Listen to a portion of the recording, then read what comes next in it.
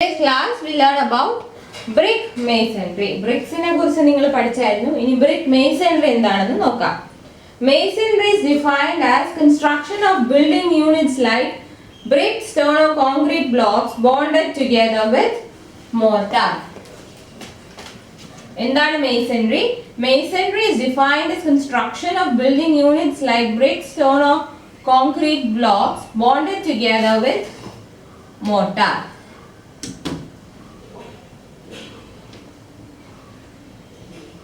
Then masonry, it is the construction of building units. Masonry is the construction of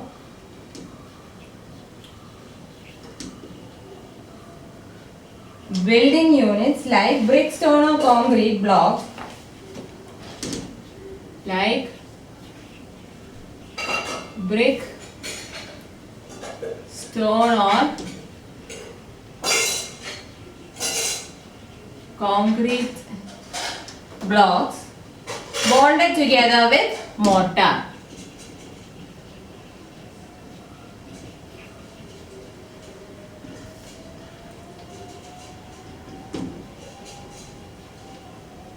Building units in the construction and which are bonded together with mortar. അതിനെയാണ് masonry എന്ന് വിളിക്കുന്നത്. ഏതൊക്കെയാണ് building units? Brick, stone or concrete blocks. So ഈ building unitsനെ mortar കൊണ്ട് bond ചെയ്ത് construct ചെയ്യുന്നതിനെയാണ് masonry എന്ന് വിളിക്കുന്നത്. So ഈ constructionനകത്ത് bricks ആണ് നമ്മൾ employ ചെയ്യുന്നതെങ്കിൽ അതിനെ brick masonry എന്ന് വിളിക്കും. Stone ആണെങ്കിൽ stone masonry എന്ന് വിളിക്കും. So masonry is used for construction of foundation, wall, columns and other similar components. So masonry is used for the construction of walls, columns, foundation, etc.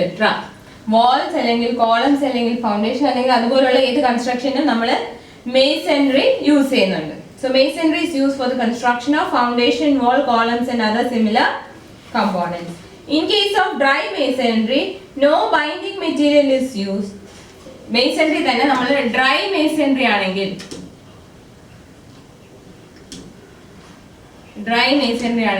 no binding material, ഈ mortar പോലുള്ള binding material ഒന്നും നമ്മൾ dry masonryയിൽ use ചെയ്യില്ല. And dry masonry is used in case of temporary sheds, mud and mud mortar may be used, but for all permanent buildings, lime or cement mortars are used. In case of dry masonry, no binding material is used. For temporary sheds, mud mortar may be used, and for all permanent buildings, lime or cement mortars are used. ഈ dry masonry ആണെങ്കിൽ binding material ഒന്നുമില്ല. ഇനി temporary shed ഒക്കെ ആണെങ്കിൽ mud mortar use ചെയ്യും. Temporary ഷെഡൊക്കെ ആണെങ്കിൽ mud mortar use ചെയ്യും. പിന്നെ പെർമനന്റ് ബിൽഡിംഗ്സിന് lime or cement mortar use ചെയ്യും.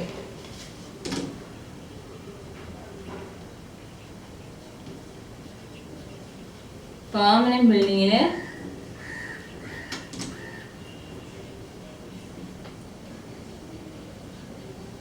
lime or cement mortar. So dry masonry ആണെങ്കിൽ ഒരു ബൈൻഡിങ് മെറ്റീരിയൽ ഉപയോഗിക്കില്ല. ഇനി ടെമ്പററി ഷെഡ്സിന്റെ ഒക്കെ കേസിൽ മഡ് മോർട്ടാർ യൂസ് ചെയ്യും. പിന്നെ എല്ലാ പെർമനന്റ് ബിൽഡിംഗ്സിലും ലൈം അല്ലെങ്കിൽ സിമെന്റ് മോർട്ടാർ ആണ് യൂസ് ചെയ്യുന്നത്. So masonry may be broadly classified into two classes, brick masonry and stone masonry. Masonry നമുക്ക് രണ്ടായിട്ട് ക്ലാസിഫൈ ചെയ്യാം, ബ്രിക്കും stone ആയിട്ട്. Masonry is classified into two, stone masonry and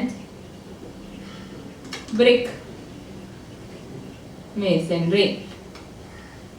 So brick masonry is made of brick units bonded together with mortar. Brick masonry എന്ന് പറയുമ്പോൾ brick units കൊണ്ടാണ് ഉണ്ടാക്കുന്നത്, and it is bonded together with mortar.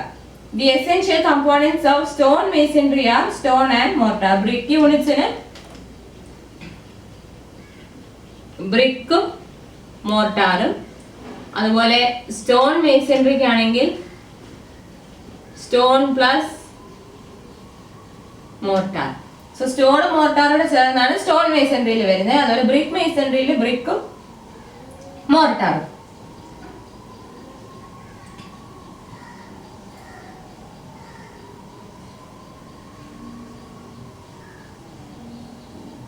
ഇനി നമ്മൾ പറഞ്ഞു masonry എന്ന് പറയുന്നത് എന്തിനൊക്കെ യൂസ് ചെയ്യുന്നുണ്ട്? For the construction of walls, columns, foundation and similar components. ഇനി നമുക്ക് ബ്രിക്സിനെ കുറിച്ച് നോക്കാം. ബ്രിക്സ് എങ്ങനെയാണ് മാനുഫാക്ചർ ചെയ്തേക്കുന്നതെന്ന് നോക്കാം.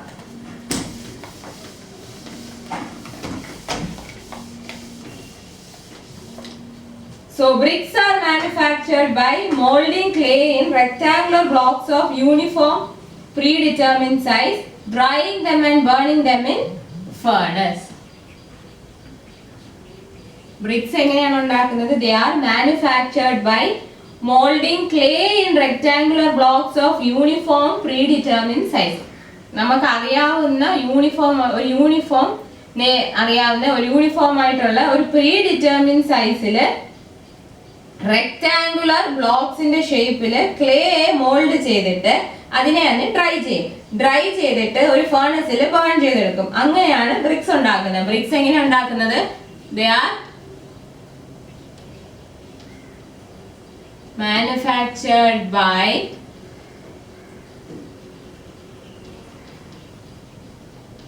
molding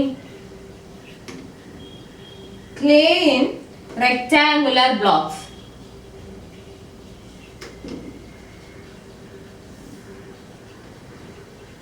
ക്ലേ റെക്ടാങ്കുലർ ബ്ലോക്സ് ആയിട്ട് മോൾഡ് ചെയ്യും. ഈ റെക്ടാങ്കുലർ ബ്ലോക്സിന്റെ പ്രത്യേകത എന്താ? It's of uniform predetermine size. Rectangular blocks are of uniform predetermined size. അത് കഴിഞ്ഞിട്ട് അതിനെ എന്ത് ചെയ്യുന്നു? യൂണിഫോം പ്രീഡിറ്റർമിൻ സൈസിലുള്ള റെക്ടാങ്കുലർ ബ്ലോക്സ് ആയിട്ട് ക്ലേയെ മോൾഡ് ചെയ്യും. മോൾഡ് ചെയ്തതിനു ശേഷം എന്ത് ചെയ്യും? ഡ്രൈ ചെയ്യും. അതിനെ ഡ്രൈ ചെയ്തതിനു ശേഷം they are burnt in furnace. Dry ചെയ്തതിനു ശേഷം ഫർണസിൽ ബേൺ ചെയ്യും. അങ്ങനെയാണ് ബ്രിക്സ് ഉണ്ടാക്കി എടുക്കുന്നത്. So clay constitutes largely of sand and alumina with traces of chalk, iron, manganese dioxide, etc. ബ്രിക്കിന്റെ മേജർ കമ്പോണന്റ് എന്ന് പറയുന്നത് ക്ലേ ആണ്. ഈ ക്ലേയിൽ എന്തെല്ലാം ഉണ്ട്? ക്ലേയിൽ എന്തുണ്ട്? സാൻഡും അലൂമിനിയം ഉണ്ട്. ക്ലേ എന്ന് പറയുന്നത് സാൻഡ് പ്ലസ് അലൂമിന ആയിരിക്കും. അതിന്റെ കൂടെ traces of chalk, iron, manganese dioxide plus traces of chalk, manganese dioxide, iron etcetera. So ബ്രിക്കിന്റെ മേജർ കമ്പോണന്റ് ആണ് ക്ലേ. ക്ലേയുടെ കോൺസ്റ്റിറ്റ്യൂഷൻ എങ്ങനെയാണ്? സാൻഡ്, അലൂമിനിയം, പിന്നെ traces of chalk, manganese dioxide, iron etcetera അതെല്ലാം വരുന്നതാണ് clay. So good brick should be thoroughly burned so that they become hard and durable. സോ നല്ല ബ്രിക്സ് എന്ന് പറയുന്നത് എങ്ങനെയായിരിക്കണം? They should be thoroughly burned. ബ്രിക്സിനെ നന്നായിട്ട് ബേൺ ചെയ്യണം. Brick should be thoroughly burned. So ബ്രിക്സിനെ നന്നായിട്ട് ബേൺ ചെയ്താൽ എന്താണ് അതിന്റെ ഉപയോഗം? Bricks become hard and durable. So bricks നന്നായിട്ട് ബേൺ ചെയ്യണം so that they are hard and durable. Bricks should be thoroughly burned so that they are hard and durable. Then the strength of brick masonry depends upon factors such as quality of bricks, quality of mortar and method of bonding.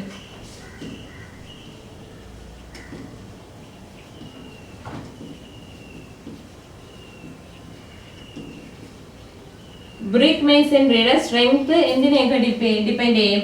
ബ്രിക്കിന്റെ ക്വാളിറ്റിയെ depend ചെയ്യും, മോർട്ടാറിന്റെ ക്വാളിറ്റിയെ depend ചെയ്യും, പിന്നെ method of ബോണ്ടിങ്ങിനെ depend ചെയ്യും. Strength of brick masonry depends on quality of brick,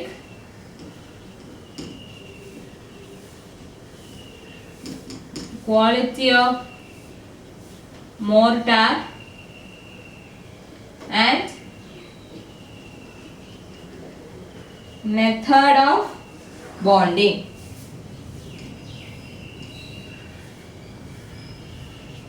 നമ്മൾ implement ചെയ്യുന്ന bonding മെത്തേഡിനെയും നമ്മൾ use ചെയ്യുന്ന ബ്രിക്കിന്റെ ക്വാളിറ്റിയെയും അതുപോലെ മോർട്ടാറിന്റെ ക്വാളിറ്റിയൊക്കെയാണ് ബ്രിക്ക് മേസൺറിയുടെ സ്ട്രെങ്ത് ഡിപ്പെൻഡ് ചെയ്യുന്നത്.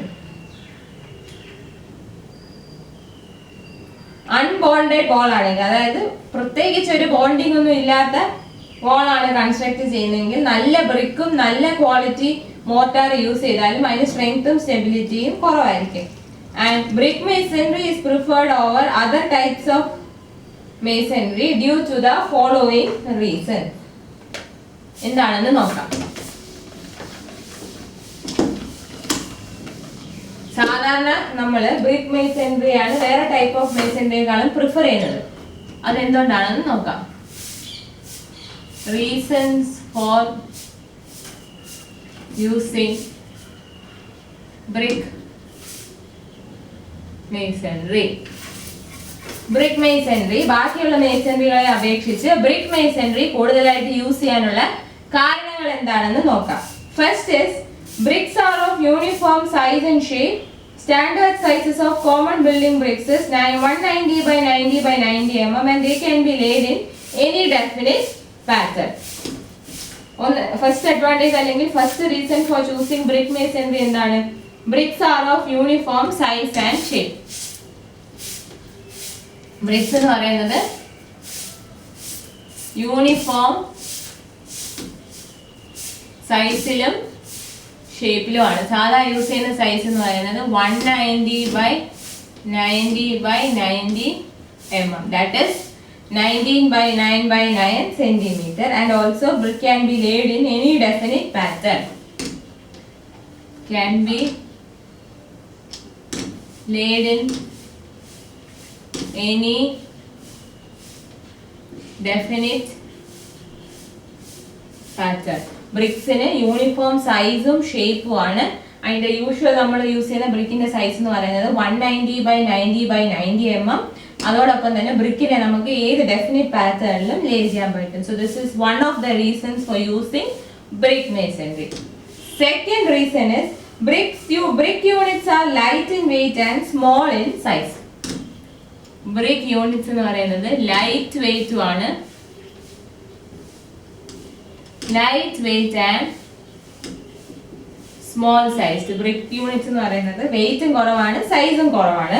Hence they can be easily handle by brick layers or masons. അതുകൊണ്ട് നമുക്ക് അതിനെ ഈസി ആയിട്ട് ഹാൻഡിൽ ചെയ്യാം.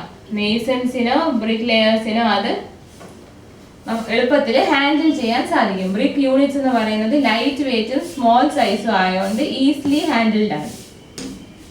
Now, third reason is bricks do not need any dressing. No need of dressing. Bricksine dress ചെയ്യേണ്ട ആവശ്യമില്ല.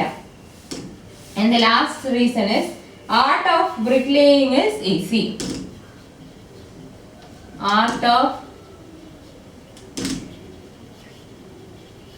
bricklaying is easy. Ornamental work can be done easily with bricks.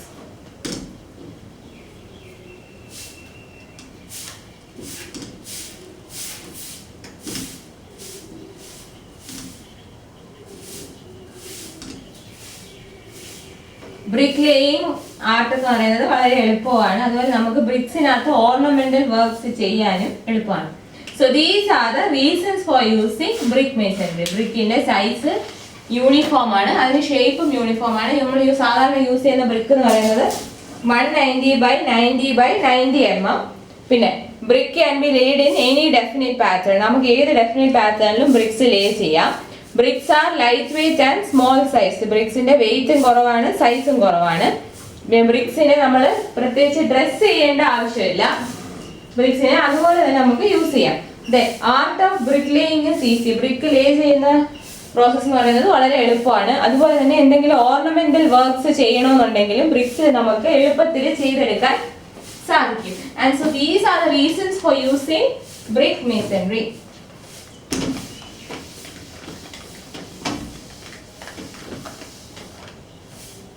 Next is terminology associated with brick masonry.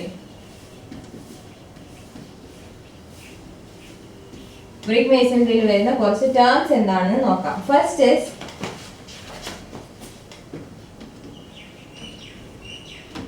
structure. എന്താണ് structure എന്ന് നോക്കാം.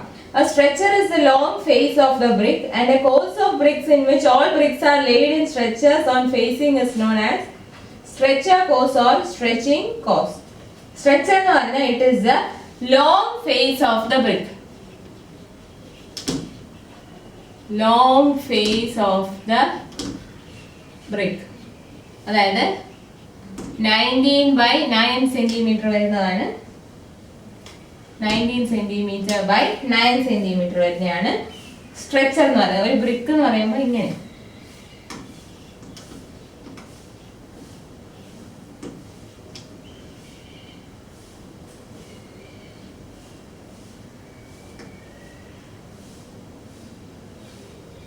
So ഇങ്ങനെയായിരിക്കും brick.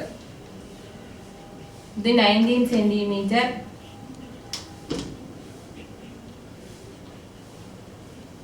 ഇവിടെയും വരും 19 cm.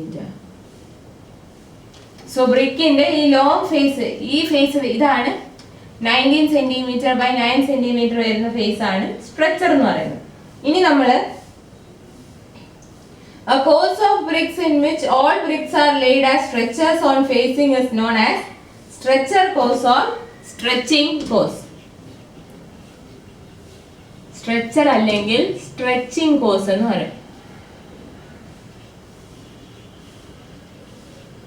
എന്നുവെച്ചാൽ നമ്മള് ഒരു ലൈൻ ബ്രിക്സ് സ്ട്രെച്ചർ ആയിട്ട് തന്നെ ഫേസ് ചെയ്യത്തക്ക വിധത്തിൽ അറേഞ്ച് ചെയ്യുവാണെങ്കിൽ അതിനെ സ്ട്രെച്ചർ അല്ലെങ്കിൽ സ്ട്രെച്ചിങ് കോഴ്സ് എന്ന് പറയും. അതായത് ബ്രിക്സിനെ നമ്മൾ ഒരു line full length wise arrange ചെയ്യുവാണെങ്കിൽ, അതായത് നമ്മൾ വാളിനെ നോക്കുമ്പോൾ എല്ലാ ബ്രിക്സിന്റെ സ്ട്രെച്ചർ ആണ് നമ്മളെ ഫേസ് ചെയ്യുന്നതെങ്കിൽ അങ്ങനെയുള്ള കോഴ്സിനെ സ്ട്രെച്ചർ കോഴ്സ് എന്ന് വിളിക്കും. നമ്മൾ ബ്രിക്സ് അറേഞ്ച് ചെയ്യുമ്പോൾ ഓരോ വരിയായിട്ട് വെക്കുന്ന ആ ഓരോ വരിക്കുമാണ് കോഴ്സ് എന്ന് പറയുന്നത്. കോഴ്സ് എന്ന് പറഞ്ഞാൽ നമ്മൾ ബ്രിക്സ് ലേ ചെയ്യുമ്പോൾ ഒരു ലൈൻ ഇല്ലേ, ആ ലൈനിനെയാണ് കോഴ്സ് എന്ന് പറയുന്നത്. അപ്പൊ നമ്മൾ ബ്രിക്സ് ലേ ചെയ്തിട്ട് നമ്മൾ ആ വാളിനെ ഫേസ് ചെയ്യുമ്പോൾ നമുക്ക് ആ ഒരു കോഴ്സ് മൊത്തം ലെങ്ത് സ്ട്രെച്ചർ ആണ് കാണാൻ കഴിയുന്നെങ്കിൽ അതിനെ സ്ട്രെച്ചിങ് കോഴ്സ് അല്ലെങ്കിൽ സ്ട്രെച്ചർ കോഴ്സ് എന്ന് വിളിക്കും.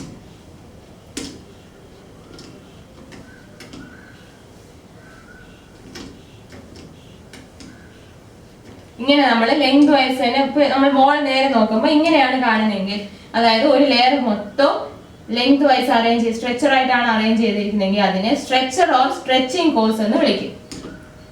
Second term is header. Header എന്ന് പറഞ്ഞാൽ it is the shorter face of the brick.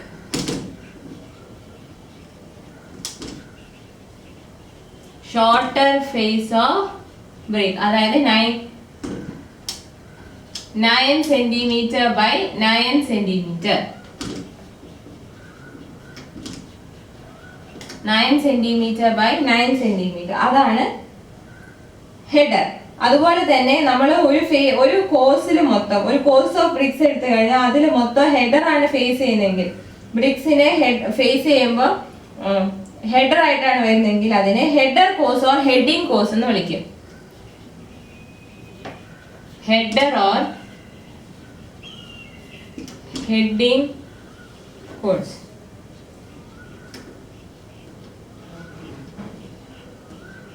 ഇങ്ങനെ വരുന്നതാണ് ഹെഡർ ഓർ ഹെഡിങ് കോഴ്സ്. അതായത് ഷോർട്ട് നമ്മൾ ആ ഒരു കോഴ്സ് ഓഫ് ബ്രിക്സിനെ ഫേസ് ചെയ്യുമ്പോൾ നമുക്ക് എല്ലാ ഷോർട്ടർ സൈഡ്സ് ആണ് കാണുന്നെങ്കിൽ, ഷോർട്ടർ സൈഡ്സിനെ ഫേസ് ചെയ്തെത്തി അറേഞ്ച് ചെയ്യുവാണെങ്കിൽ അതിനെ ഹെഡർ കോഴ്സ് എന്ന് അല്ലെങ്കിൽ ഹെഡിങ് കോഴ്സ് എന്ന് വിളിക്കും.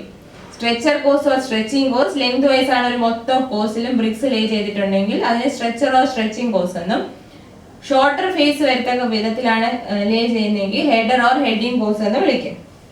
Next is lap. Lap എന്ന് വെച്ചാൽ it is the horizontal distance between vertical joints of successive brick courses.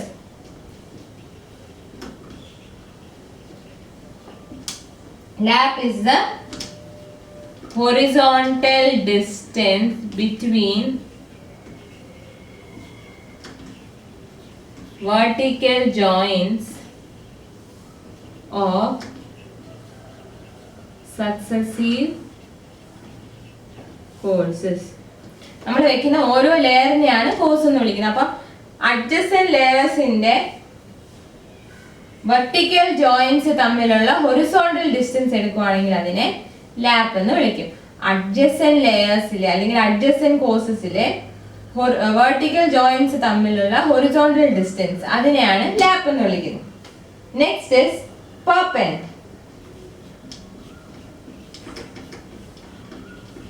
Next terminology is perpend. It is the imaginary vertical line which includes vertical joints separating two adjoining bricks. രണ്ട് adjoining bricks-നെ separate ചെയ്യുന്ന vertical joint included ആയിട്ടുള്ള imaginary vertical line അതാണ് perpend. Perpend is the imaginary vertical line. Perpend is the imaginary vertical line which includes vertical joints separating two adjoining bricks.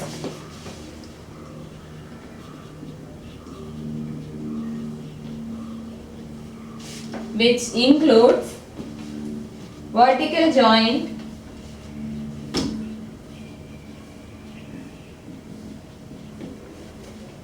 separating two adjoining bricks.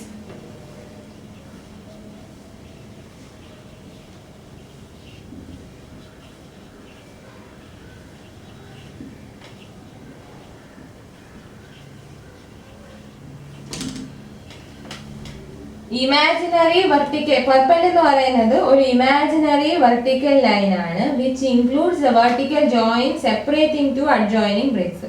രണ്ട് adjoining ബ്രിക്സിനെ separate ചെയ്യുന്ന vertical joint ഉൾപ്പെടുന്ന ഒരു imaginary vertical line അതാണ് പെർപെൻഡ്. എന്താണ് പെർപെൻഡ്? രണ്ട് അടുത്തടുത്തുള്ള ബ്രിക്സിനെ separate ചെയ്യുന്ന vertical joint ഉൾപ്പെടുന്ന ഒരു ഇമാജിനറി വെർട്ടിക്കൽ ലൈൻ അതാണ് perpend. So perpend is an imaginary vertical line which includes vertical joint separating two adjoining bricks.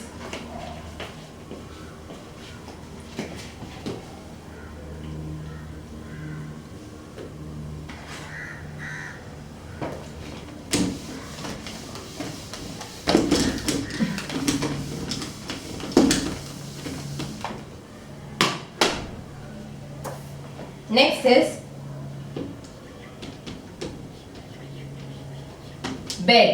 എന്താണ് ബെഡ് എന്ന് നോക്കാം. When the brick is laid flat, the lower surface of brick is called bed.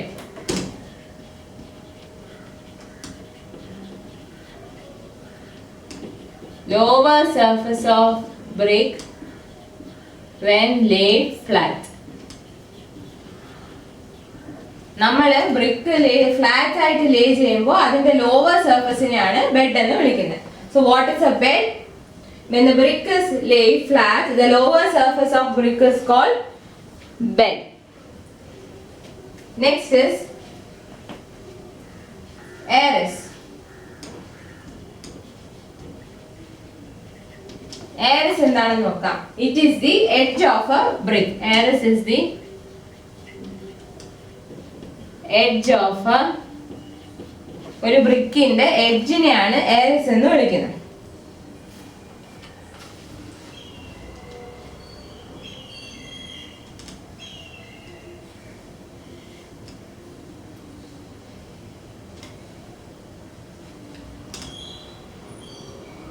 So ഇതൊരു ബ്രിക്കിന്റെ ഈ edge ഉണ്ടല്ലോ, എഡ്ജിനെയാണ് arras എന്ന് വിളിക്കുന്നത്. Arras is the edge of a brick. Now let's see what is a closer. Closer എന്ന് വെച്ചാൽ it is the portion of a brick with a cut made longitudinally and used to close up the bond at the end of the course. ഒരു ബ്രിക്കിനകത്ത് longitudinal ആയിട്ട് ഒരു cut ഉണ്ടാക്കി എടുത്തിട്ട് നമുക്ക് കിട്ടുന്ന ഒരു പോർഷൻ, അതിനെയാണ് ക്ലോസർ എന്ന് പറയുന്നത്. ഈ ക്ലോസർ എവിടെ യൂസ് ചെയ്യും? ഒരു കോഴ്സിന്റെ എൻഡിലൊക്കെ നമ്മൾ ഒരു കോഴ്സിന്റെ എൻഡൊക്കെ ക്ലോസ് ചെയ്യാൻ വേണ്ടിയാണ് ക്ലോസർ യൂസ് ചെയ്യുന്നത്. സോ ഈ ക്ലോസർ എന്ന് വെച്ചാൽ എന്താണ്? It is the portion of a brick with a cut made longitudinally. Portion of a brick with a made longitudinally. A portion of a brick with a cut made longitudinally. അതിനെയാണ് closer എന്ന് പറയുന്നത്. ഇത് എവിടെ use ചെയ്യും? To close the bond at the end of course. Used to close up bond at the end of the ഒരു കോഴ്സിന്റെ end close ചെയ്തെടുക്കാൻ, ബോണ്ടില് ഒരു കോഴ്സിന്റെ എൻഡ് ഒക്കെ അടച്ചെടുക്കാൻ വേണ്ടിയാണ് ഈ ക്ലോസർ യൂഷ്വലി യൂസ് ചെയ്യുന്നത്. A closer helps in preventing joints of successive courses to come in vertical line. It prevents joints of successive courses to come in vertical line. അതായത് നമ്മൾ BRICS place ചെയ്യുമ്പോൾ രണ്ട് ബ്രിക്കിന്റെ ഇടയിൽ വരുന്നതിനാണ് joint എന്ന് പറയുന്നത്. ഒരു rule ഉണ്ട്, നമ്മൾ ബ്രിക്സ് പ്ലേസ് ചെയ്യുമ്പോൾ അഡ്ജസന്റ് കോഴ്സസിലെ ജോയിന്റ്സ് ഒരേ വെർട്ടിക്കൽ ലൈനിൽ വരാൻ പാടില്ല. നമ്മൾ ബ്രിക്സ് അറേഞ്ച് ചെയ്യുമ്പോൾ അഡ്ജസന്റ് ലെയേഴ്സിൽ അല്ലെങ്കിൽ സക്സസീവ് കോഴ്സസിലെ ജോയിന്റ്സ് ഒരേ വെർട്ടിക്കൽ ലൈനിൽ വരാൻ പാടില്ല. സോ അത് അങ്ങനെ ഒരേ ലൈനിൽ വരാതിരിക്കാൻ നമ്മൾ ക്ലോസർ യൂസ് ചെയ്യും. ഇപ്പോൾ ഒരു ക്ലോസർ യൂസ് ചെയ്യുവാണെങ്കിൽ സക്സസീവ് കോഴ്സസിലെ ബ്രിക്സിന്റെ ജോയിന്റ്സ് ഒരേ വെർട്ടിക്കൽ ലൈനിൽ വരാതെ കിട്ടും. ക്ലോസർ തന്നെ പല ടൈപ്പ് ഉണ്ട്. Queen closer, king closer and bevelled closer. Queen closer, king closer and bevelled closer ഉണ്ട്. നമുക്ക് ക്വീൻ ക്ലോസർ എന്താണെന്ന് നോക്കാം. ക്വീൻ ക്ലോസർ എന്ന് പറഞ്ഞാൽ brick obtained by cutting a brick lengthwise into two portions. ഒരു ബ്രിക്കിനെ ലെങ്ത് വൈസ് തന്നെ ഈക്വൽ രണ്ട് പോർഷൻ ആയിട്ട് ഡിവൈഡ് ചെയ്തെടുക്കുമ്പോഴാണ് ക്വീൻ ക്ലോസർ കിട്ടുന്നത്. ക്വീൻ ക്ലോസർ എങ്ങനെ കിട്ടുന്നത് പറഞ്ഞാൽ ഒരു ബ്രിക്കിനെ ലെങ്ത് വൈസ് ആയിട്ട് രണ്ട് പോർഷൻ ആയിട്ട് നമ്മൾ ഡിവൈഡ് ചെയ്യണം. അപ്പൊ നമുക്ക് എന്ത് കിട്ടുന്നു? ക്വീൻ ക്ലോസർ കിട്ടും.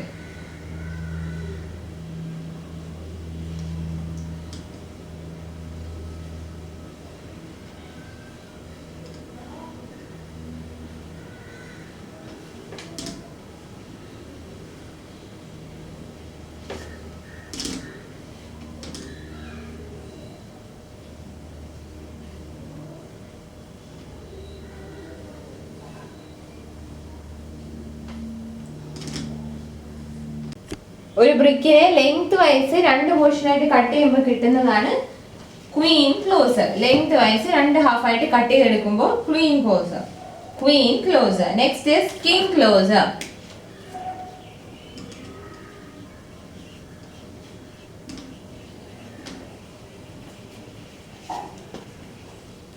കിങ് ക്ലോസർ എങ്ങനെയാ കിട്ടുന്നതെന്ന് വെച്ചാൽ you have to cut the brick in half portion of header face and half portion of stretcher face in a triangular position. Cutting half of header and half of stretcher face in triangular position. Cutting half of header and stretcher faces in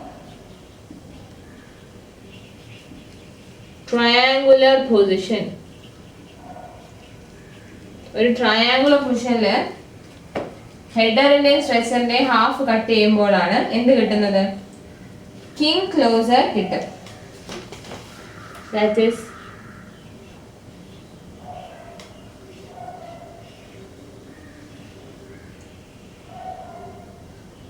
so ഇത് brick ആണെങ്കിൽ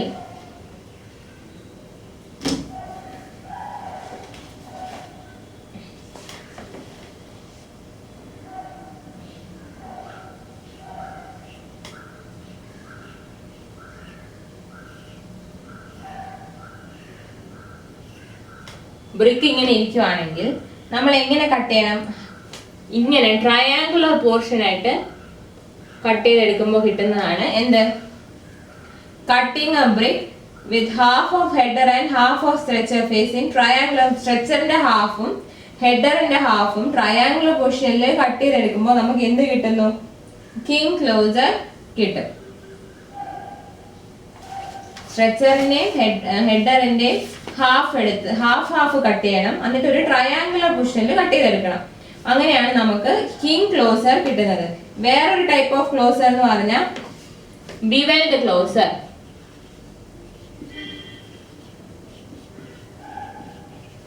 Beveled closer എന്ന് പറഞ്ഞാൽ cut is made in such a way that half the width is maintained at one end and full width is maintained at other end. Half width at one end and full width at other end. ഒരു സൈഡില് half വിഡ്ത്തും ഒരു സൈഡില് full വിഡ്ത്തും maintain ചെയ്ത് cut ചെയ്യുന്നതാണ് ബിവെൽഡ് closer. ബിവെൽഡ് closer എന്ന് പറയുമ്പോൾ ഒരു സൈഡില് ഫുൾ വിഡ്ത്തും ഒരു സൈഡില് ഹാഫ് വിഡ്ത്തും ആയിരിക്കും. എങ്ങനെയാണെന്ന് നോക്കാം.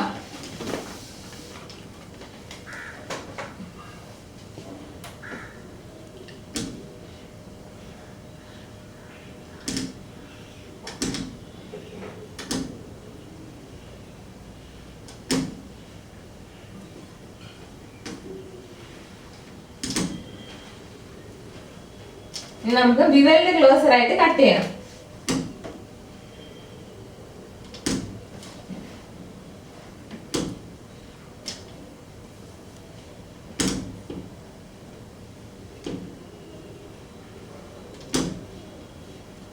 ഈ ഷെയ്ഡഡ് പോർഷൻ ആണ് ബിവെൽഡ് closer.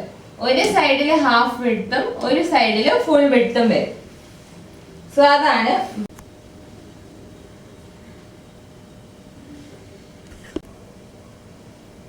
Next is bat. Bat എന്ന് പറഞ്ഞാൽ ഒരു ബ്രിക്കിനെ നമ്മൾ അക്രോസ് ദ വിഡ്ത്ത് കട്ട് ചെയ്യുമ്പോൾ കിട്ടുന്നതാണ് ബാറ്റ്. ബാറ്റിന്റെ ലെങ്ത് എപ്പോഴും ബ്രിക്കിന്റെ ലെങ്തിനേക്കാളും കുറവായിരിക്കും.